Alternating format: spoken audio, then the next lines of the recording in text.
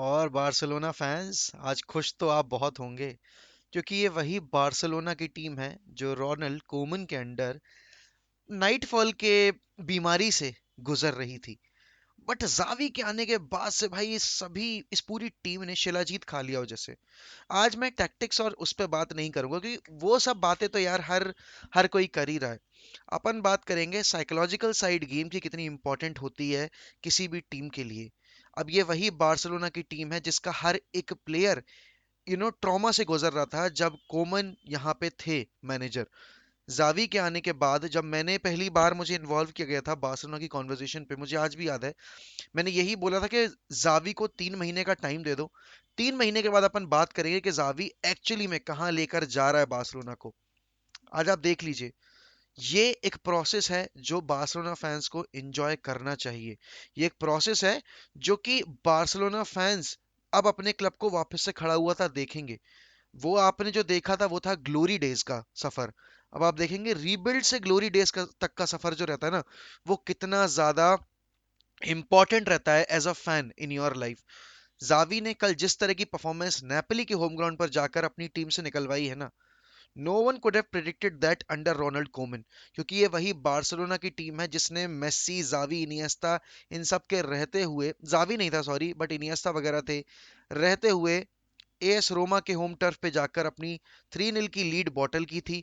उसके बाद ये वही बार्सिलोना की टीम थी जो सुपरस्टार से भरी हुई थी, जिसने लिवरपूल के एनफील्ड पर जाकर अपनी 3-0 की स्कोर लाइन बॉटल कर दी थी। साइकोलॉजी बहुत बहुत ही इंपॉर्टेंट फैक्टर होता है यू नो किसी भी टीम स्पोर्ट का या इंडिविजुअल स्पोर्ट का भी। आप किसी भी फील्ड में चले जाइए, साइकोलॉजिकल एडवांटेज बहुत बड़ा रोल प्ले करता है। अब यहाँ पर कल की जो टीम सिलेक्शन थी, अगर मैं उस पर बात करूं तो सब लोग ये चाह रहे थे कि फरहान टोरेस को ड्रॉप किया जाए, बिकॉज फरहान टोरेस ने नेपोली के अगेंस्ट पिछले गेम में इजीली 3 चांसेस स्पिल किए थे। Ferran Torres could have easily scored a hat trick, but यहाँ पर जावी ने ट्रस्ट दिखाया फरहान टोरेस पे एंड उसको स्टार्ट दिया। अब देखो, जब आप मैनेजमेंट में जाते हो ना तो आपके लिए प्लेयर से रिलेशनशिप बनाना बहुत जरूरी होता है। और मैनेजर जब तक प्लेयर के बारे में अच्छे से जानता नहीं होगा, उसको समझता नहीं होगा, तब तक वो उस प्लेयर को अच्छे उसके ट्रू पोटेंशियल पे यूज नहीं कर पाएगा।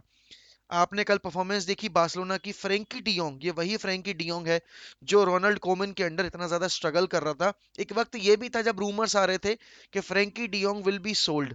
यहाँ पर Frenkie de Jong has become the most important part of Xavi's system. What a goal, what a peach of a goal Frenkie scored last night भाई।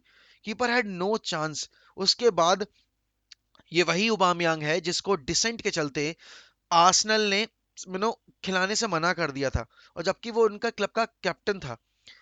जावी ने ओबामयांग के आने के बाद से ओबामयांग को वो कॉन्फिडेंस दिया कि bro you are really important to our squad, मैं तुम्हें अपने सिस्टम में अपने तरीके से यूज करूंगा and you will be beneficial. कल ओबामयांग ने वापस से गोल स्कोर करके दिखाया। पिछले गेम में उसने हैट्रिक स्कोर की थी। थर्ड गोल थोड़ा सा पेड्री से छीन लिया गया, बट कोई बात नहीं। कल का वो गोल बहुत इंपॉर्टेंट था बार्सिलोना के लिए। बार्सिलोना आराम से 3-2 जीत सकती थी, बट वो फोर्थ गोल क्यों इतना ज्यादा इंपॉर्टेंट था उसके पीछे रीजन ये है कि यहाँ पर एक डोमिनेटिंग परफॉर्मेंस अवे टर्फ पर जाकर देना, वो भी यूरोप में, बहुत क्रूशल रहा है हर एक टीम के लिए जिन्होंने अपने रीबिल्ड में जाकर अच्छी परफॉर्मेंस निकाली है और प्रोग्रेस को, अपने रेट को बढ़ाया है। अब ये बार्सिलोना की टीम जो डोमेस्टिकली बढ़िया कर रही थी पिछले 4 3 4 साल में, लास्ट 2 सीजन इतने अच्छे नहीं थे, बट वो यूरोप में जाकर क्रम्बल कर जाते थे अवे टर्फ पर। कल जावी ने वो जो एक बैरियर था, साइकोलॉजिकल बैरियर, उसको ब्रेक किया है। एंड नेपोली कोई ऐसी वैसी टीम नहीं है कि हम ये कह दें कि अरे यार यूरोपा लीग ही तो है, चलो ठीक है यूरोपा लीग में परफॉर्म कर दिया तो क्या ही है। ये एक प्रोसेस था, और इस प्रोसेस को लपोर्ता और जावी ने मिलकर जिस तरीके से स्पीड अप किया है, इससे अब आप देखिए कि जो हम यूनाइटेड फैंस है ना, मैं एक यूनाइटेड फैन हूं और मैं पिछले 9 साल में इतना सडन प्रोग्रेस रेट मैंने अपनी टीम में नहीं देखा है। बट वो बार्सिलोना ने करके दिखाया है, क्योंकि बार्सिलोना का मैनेजमेंट और बार्सिलोना का अभी का कोच दोनों ही बहुत ही ज्यादा एम्बिशियस हैं एंड वो इस क्लब को इस दलदल से जल्द निकालकर बाहर खड़ा करना चाहते हैं।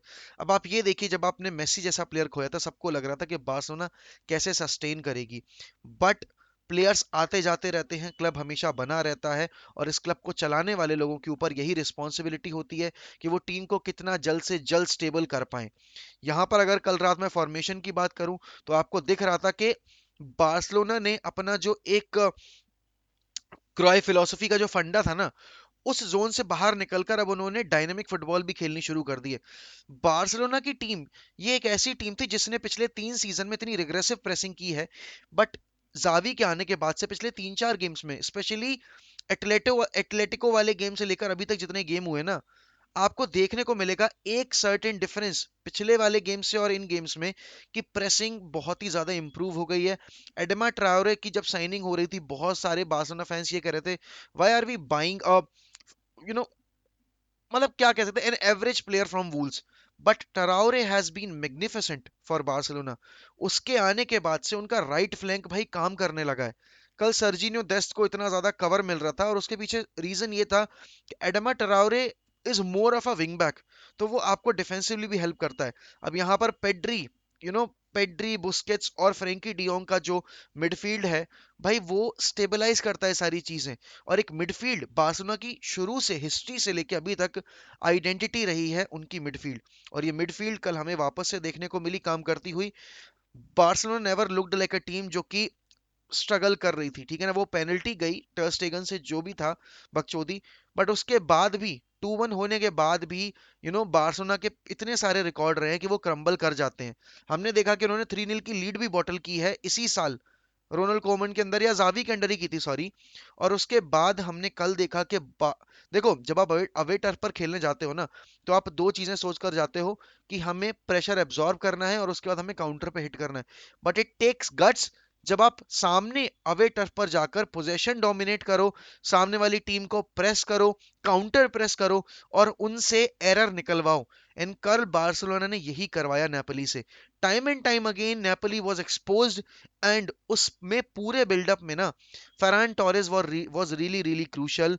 ओबामयंग का जो वाइड प्ले रहता है, जब वो डिफेंडर्स को पुल आउट करता है अपनी पोजीशन से, वो बहुत इंपॉर्टेंट रहता है। और again, everything comes back to the management process, क्योंकि यहाँ पर जावी जिस दिन से आया है, उसने एक एक चीज पे वर्क किया है।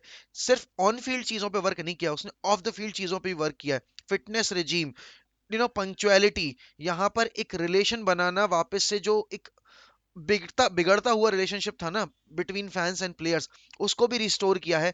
आप ये देखिए कि डेम्बेले वाली जो सिचुएशन हुई, बहुत ही उसने सही तरीके से उसको मैनेज किया उस टाइम पे, बिकॉज उसने रियलाइज करवाया प्लेयर को कि भाई you can never be bigger than the club that you are playing for. तो वहां पे बहुत बड़ी इंपॉर्टेंट चीज ये थी कि क्लब और जावी एक ही लेवल पर रहकर सोच रहे थे। क्लब ने डेम्बेले के आगे घुटने नहीं टेके, एंड जावी ने ये किसी भी वक्त पर लगने नहीं दिया कि नहीं, यू आर ओस्माने डेम्बेले, हमने आपके लिए इतना पैसा खर्च किया है, तो हम आपकी शर्तों पे राजी हो जाएंगे आपको मानना, क्योंकि हम ऑलरेडी मेसी वगैरह को खो चुके हैं। एक क्लब का रिलेशन अपने प्लेयर के साथ बहुत इंपॉर्टेंट रहता है, और एक प्लेयर कितना ज्यादा हंग्री है उस क्लब को रिप्रेजेंट करने के लिए, वो बहुत इंपॉर्टेंट रहता है। इस वक्त पर जावी की अगर आप प्लेइंग 11 देखोगे ना, एक एक player wants to play for Barcelona, और यहाँ पर if the players are playing for the manager and if the player are playing for the club, तो वो एक अलग ही मेच्योरिटी, एक अलग ही फीलिंग दिखती है आपको पिच पे। एंड कल जिस तरह का माहौल दिखाया है, जिस तरह की परफॉर्मेंस दिखाई है बार्सिलोना ने, Barcelona fans, you are in for a treat. But Xavi के खराब दिन जब आएंगे, उसको स्लेंडर मत करना, साथ खड़े रहना, बिकॉज इट्स अ प्रोसेस। अभी बीच में बहुत सारे अप एंड डाउन फेज भी आएंगे। उस वक्त पर आपकी रिस्पॉन्सिबिलिटी यही बनती है कि आप अपने मैनेजर के साथ खड़े होकर इस जर्नी को एंजॉय करो। क्योंकि जब आज से 1-1.5 साल में आप उस लेवल पे पहुंचोगे ना, जब आप अपना खोया हुआ स्टेटस वापस से रीगेन करोगे, वो सेटिस्फेक्शन अलग लेवल की होगी, क्योंकि ये टीम स्क्रैच से बिल्ड होके बनेगी, और आपका क्लब लेजेंड इस टीम को खड़ा कर रहा है। तो till then you need to make sure कि कोई भी आपका साथी जो फैन है बार्सिलोना का, अगर वो डाउट उठा रहा है आपकी टीम की प्रोग्रेस के ऊपर, या आपके मैनेजर की टैक्टिक्स के ऊपर, या प्लेयर्स के टेम्परामेंट के ऊपर, तो आप उनको एक्चुअल रीजन समझाएं और ये फेज को एंजॉय करें। और अगर आप इस चैनल पे नए हैं, तो do make sure that you are subscribing to Mohak unscripted. और इस चैनल पे बकचोदी होगी, गेमिंग होगी, सारे क्लब्स के बारे में बात करेंगे हम, क्योंकि यूनाइटेड के लिए मेरा अलग से चैनल है ही, 1MEFC।